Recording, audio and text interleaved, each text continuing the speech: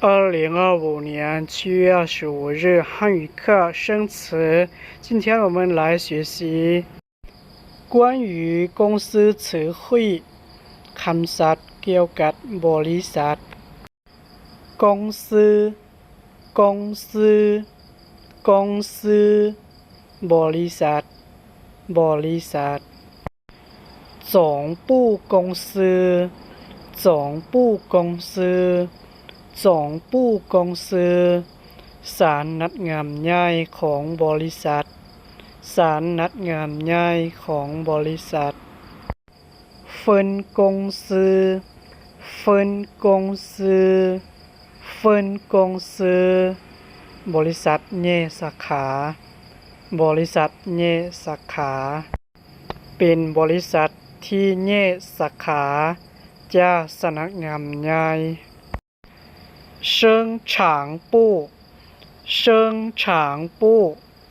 生产部ฝ่ายผลิตหรือแผนกผลิต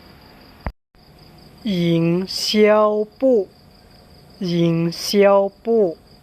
营销部ฝ่ายการขายหรือ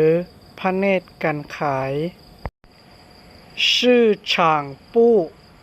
市场部ฝ่ายการตลาดหรือแผนกการตลาด会计部会计部会计部ฝ่ายบัญชีหรือแผนกบัญชี财务部财务部财务部ฝ่ายการเงินฝ่ายการเงินหรือแผนกการเงิน工厂工厂工厂โรงงานโรงงาน员工员工员工พนักงานพนักงาน工人工人工人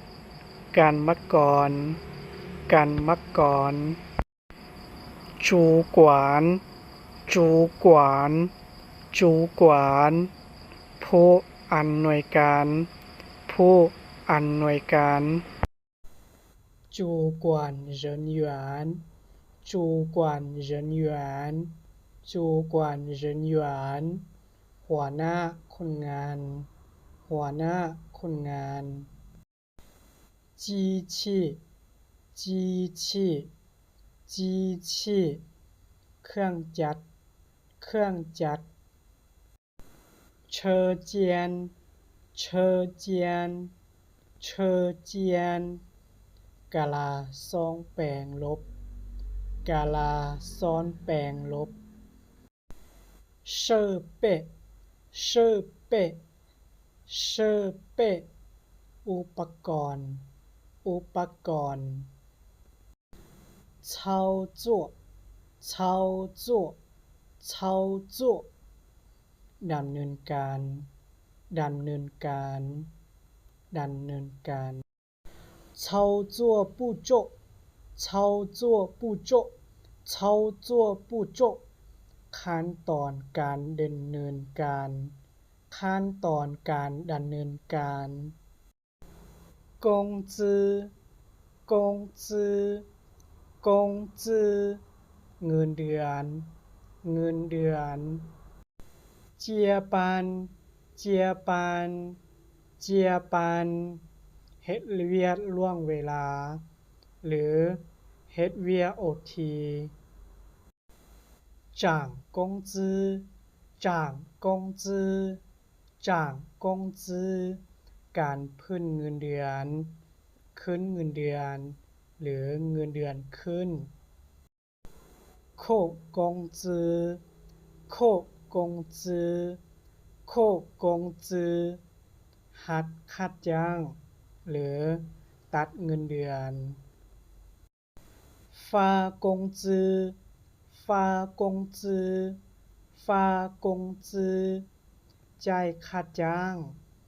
จ่ายเงินเดือน หรือเบิกเงินเดือนก็ได้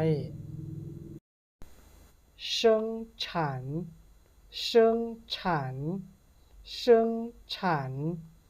การผลิตการผลิต产品产品产品ผลิตภัณฑ์ผลิตภัณฑ์หรือสินค้าสินค้า安全安全安全ความปลอดภัยความปลอดภัย注意安全注意安全注意安全เดินทางปลอดภัยเดินทางปลอดภัย今天我们先到这再见สำหรับมื้อนี้พวกเราเรียนสำนิทก่อนพบกันใหม่คลิปวิดีโอหน้าช่วยกดไลค์กดติดตามเป็นกำลังใจให้ดีเด้อ